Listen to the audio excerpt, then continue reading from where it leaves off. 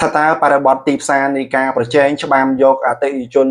អំពីសំណាក់ក្រុមហ៊ុនផលិតស្រាបៀរក្តីភេសជ្ជៈក្តីនៅក្នុងប្រទេសកម្ពុជាយើងនឹងទៅជាយ៉ាងណាបន្ទាប់អំពីរាជរដ្ឋាភិបាលមានគោលបំណងនៅក្នុងការហាមឃាត់មិនឲ្យមានការដាក់រង្វាន់នៅលើក្រវិលកំប៉ុងទាំងភេសជ្ជៈក្តីនិងស្រាបៀរក្តី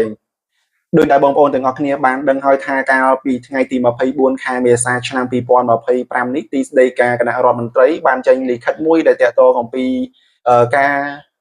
ហាមឃាត់មិនឲ្យមានរង្វាន់នៅលើក្រវិលកំប៉ុងទាំងភេសជ្ជៈនិងស្រាបៀរដែលកំពុងតែមានលក់នៅក្នុងប្រទេសកម្ពុជាយើង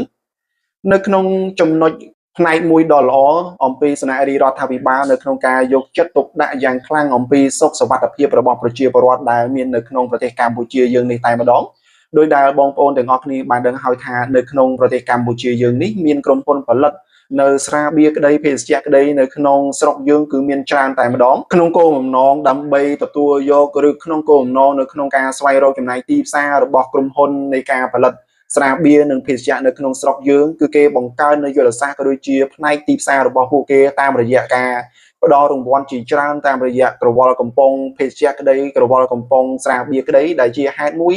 ដែលធ្វើឲ្យពួកគេទទួលបាននៅអតិថិជនយ៉ាងច្រើនអំពីការផ្គត់ផ្គង់ឬក៏ការចែកចាយនិងការសារ៉ាចូលលក់នៅផលិតផលរបស់ពួកគេនៅក្នុងទូទាំងប្រទេសយើងនេះតែម្ដងដោយដែលយើងអាចកត់សម្គាល់បានថាមានស្រាបៀរជាច្រើននៅក្នុងប្រទេសកម្ពុជាយើងស្រាបៀរល្បីៗដែលពីមុនពុំធ្លាប់មានការដាក់រង្វាន់សោះបែរជាត្រឡប់មកមានការដាក់រង្វាន់ដើម្បីប្រជែងជាមួយនឹងភេសជ្ជៈក៏ដូចជាស្រាបៀរផ្សេងទៀតដើម្បីកំណត់ឬក៏ការច្បាមយកអតិថិជនរបស់ពួកគេមកវិញទាំងអស់នេះវាគឺជាផលចំណេញរបស់ក្រុមហ៊ុនដែលផលិតនិងចែកចាយទៅលើស្រាបៀរនិងភេសជ្ជៈទាំងអស់នោះក៏ប៉ុន្តែវាគឺជាបន្ទុកនិងជាបញ្ហាដ៏ខ្លាំងសម្រាប់រាជរដ្ឋាភិបាលនៅក្នុងការដោះស្រាយទៅលើបញ្ហានេះតែម្ដងចំពោះលិខិតដែលបានចុះនៅថ្ងៃទី24ខែមេសាឆ្នាំ2025របស់ទីស្តីការគណៈរដ្ឋមន្ត្រីនេះគឺមានការសាទរជាច្រើនអំពីយុវជនក្តីមេដាបេដាក្តីឬក៏មន្ត្រីរាជការក្តីគឺមានការសាទរយ៉ាងខ្លាំងអំពីការយកចិត្តទុកដាក់យ៉ាងខ្លាំងអំពីរាជរដ្ឋាភិបាលចំពោះការប្រើប្រាស់ឬក៏ការទប់ស្កាត់នៅការប្រើប្រាស់ភេសជ្ជៈឬក៏ការប្រើប្រាស់នៅគ្រឿងស្រវឹងនេះតែម្ដងដោយដែលបងប្អូនទាំងអស់គ្នាបានដឹងហើយថាគ្រឿងស្រវឹងគឺវាប៉ះពាល់ជាច្រើនមិនថាប៉ះពាល់ទៅលើផ្នែកសុខភាពក្តីការប៉ះពាល់ទៅលើក៏ក្រុមគ្រួសារក្តីការប៉ះពាល់ទៅដល់អាយុជីវិតក្តីហើយនឹងការខាតបង់នៅទ្រព្យសម្បត្តិតែម្ដងកាលណាយើងញៀនស្រាច្រើនវាអាចធ្វើឲ្យយើងភ្លេចភ្លាំងបាត់ស្មារតីធ្វើឲ្យយើងមានជំងឺរ៉ាំរ៉ៃកាលណាយើងបរិភោគស្រាច្រើនអាចធ្វើឲ្យយើងមានចំនួននៅក្នុងវងផឹកស៊ីកាលណាយើងផឹកស្រាច្រើនអាចធ្វើឲ្យយើងខាតបង់នៅប្រាក់ចំណូលនៅក្នុង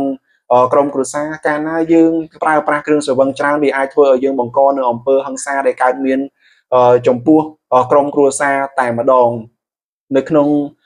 ចំណុចនេះខ្ញុំពិតជាមានការគាំទ្រយ៉ាងខ្លាំងអំពីការយកចិត្តទុកដាក់អំពីសំណាក់រាជរដ្ឋាភិបាលនៅក្នុងការមិនឲ្យមានក្រវិលកំប៉ុងដែលផ្ដល់រង្វាន់ជាច្រើនសន្ធឹកសន្ធាប់ទៅដល់អ្នកប្រើប្រាស់ពេលខ្លះដោយដែលបងប្អូនទាំងអស់គ្នាបានដឹងហើយថាប្រជាពលរដ្ឋយើងអ្នកខ្លះគឺគាត់មិនសូវជាចេះផឹកប៉ុន្មានទេក៏ប៉ុន្តែដើម្បីមានបំណងឬក៏ដើម្បីមានឱកាសទទួលយកនៅឱកាសឈ្នះរង្វាន់ជាច្រើនពួកគាត់បង្ខំចិត្តនៅក្នុងការប្រើប្រាស់មិនថាការផឹកភេសជ្ជៈក្តីមិនថាការខ្សែបនៅគ្រឿងស្រវឹងក្តីទាំងអស់នេះវាគឺជាចំណុចមួយដែលធ្វើឲ្យបងប្អូនទាំងអស់គ្នាខាតទាំងពេលវេលាខាតទាំងមាសប្រាក់ហើយនឹងខាតទាំងសុខភាពតាមរយៈការបរិភោគឬក៏ការប្រើប្រាស់នៅគ្រឿងស្រវឹងក៏ដូចជាភេសជ្ជៈបើកម្លាំងទាំងអស់នេះតែម្ដងបរិមាណឬក៏ចំនួនប្រជាជនយើងជាច្រើននៅក្នុងប្រទេសកម្ពុជាយើងនេះគឺសិតសឹងតែជាអ្នកប្រើប្រាស់នៅគ្រឿងស្រវឹងមិនថានៅក្នុងកម្មវិធីបុណ្យក្តីកម្មវិធីជួបជុំជួបលៀងក្តីឬក៏ការប្រឡងជាប់ក្តីការពិបាកចិត្តឬក៏មានការជួបជុំទាំងឡាយណាក្តីគឺសិតសឹងតែមានការប្រើប្រាស់ឬក៏ការបរិភោគនៅគ្រឿងស្រវឹងនឹងជាពំខាននោះទេសួរថាតើមិនឲ្យប្រជាពលរដ្ឋបរិភោគឬក៏ផឹកនៅទឹកស្រវឹងហ្នឹងឬក៏យ៉ាងណាដែរនៅក្នុងចំណុចនេះខ្ញុំតាមយោបល់របស់ខ្ញុំតែម្ដងប្រជាពលរដ្ឋគឺយើងអាចផឹកនៅគ្រឿងស្រវឹងនឹងបានក៏ប៉ុន្តែយើងអាចផឹកទៅតាមពេលវេលាណាមួយដែលល្អវាជៀសវាងនៅក្នុងការផឹកឲ្យបង្កនៅគ្រោះថ្នាក់ដល់អ្នកដទៃការផឹកឲ្យធ្វើឲ្យប៉ះពាល់ទៅដល់សុខសុវត្ថិភាពរបស់ខ្លួនឯងក៏ដូចជាក្រុមគ្រួសារជាពិសេសអ្នកដទៃដែលគេពុំបាន ដឹងឬក៏គេពុំបានចូលរួមសប្បាយជាមួយយើងបែរជាគេបានបង្កើតឬក៏ទទួលបាននៅក្តីទុកតាមរយៈការប្រើប្រាស់នៅគ្រឿងស្រវឹងរបស់យើងទាំងអស់នេះក៏ថាបានដែរការកាត់បន្ថយនៃការប្រើប្រាស់គ្រឿងស្រវឹងគឺវាពិតជាធ្វើឲ្យសង្គមរបស់យើងមានភាពរីកចម្រើនការកាត់បន្ថយនៃការប្រើប្រាស់គ្រឿងស្រវឹងគឺធ្វើឲ្យចំណូលរបស់ក្រុមគ្រួសារនីមួយៗអាចមានភាពល្អប្រសើរហើយអ្វីដែលជាពិសេសនៅក្នុងការបញ្ឈប់មិនឲ្យមានរង្វាន់នៅលើក្រវិលកំប៉ុងវាគឺជាចំណុចនៃការចាប់ផ្ដើមរបស់រាជរដ្ឋាភិបាលនៅក្នុងការយកចិត្តទុកដាក់យ៉ាងខ្លាំងអំពីសុខសុវត្ថិភាពរបស់ប្រជាពលរដ្ឋហើយប្រសិនបើអាចគួរតែមានការកំណត់ទៅលើអាយុអ្នកដែលប្រើប្រាស់ឬក៏អ្នកដែលសេពនៅទឹកស្រវឹងហ្នឹងក៏វាកាន់តែល្អតែម្ដងនេះគឺជាអ្វីដែលខ្ញុំយល់ឃើញក៏ប៉ុន្តែខ្ញុំគិតថាប្រហែលជារាជរដ្ឋាភិបាលមានការគិតគូរច្រើនជាងអ្វីដែលខ្ញុំបាននិយាយទៀតក៏ប៉ុន្តែរាជរដ្ឋាភិបាលធ្វើទៅតាមលំដាប់លំដោយនៃការធ្វើការងាររបស់រាជរដ្ឋាភិបាលបើសិនណាបើយើង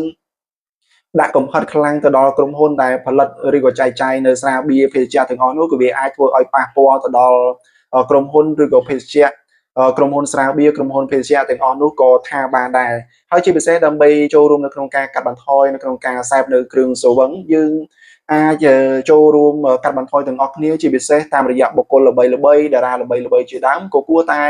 កុំទទួលយកនៅក្នុងការផ្សព្វផ្សាយនៅការប្រើប្រាស់គ្រឿងស្រវឹងនេះក៏វាជាចំណែកមួយនៅក្នុងការចូលរួមជួយដល់រាជរដ្ឋាភិបាលនៅក្នុងការទប់ស្កាត់កុំឲ្យមានអំពើហិង្សាឬក៏គ្រោះថ្នាក់ចៃដន្យណាមួយនៅក្នុងការប្រើប្រាស់នៅគ្រឿងស្រវឹងទាំងអស់នេះហើយអ្វីដែលយើងទាំងអស់គ្នានឹងរងចាំមើលថាតើបរិបទនៃការប្រកួតប្រជែងយកចំណាយទីផ្សាររបស់ក្រុមហ៊ុនផលិតឬក៏ចែកចាយនៅស្រាបៀរនិងភេសជ្ជៈនៅក្នុងប្រទេសកម្ពុជាយើងនឹងទៅជាយ៉ាងណាឬក៏គេបង្កើតនៅបរិបទនៃការប្រជែងយកទីផ្សារតាមរយៈថ្មីរបស់ពួកគេឬក៏យ៉ាងណាមានតែយើងទាំងអស់គ្នានឹងចាំ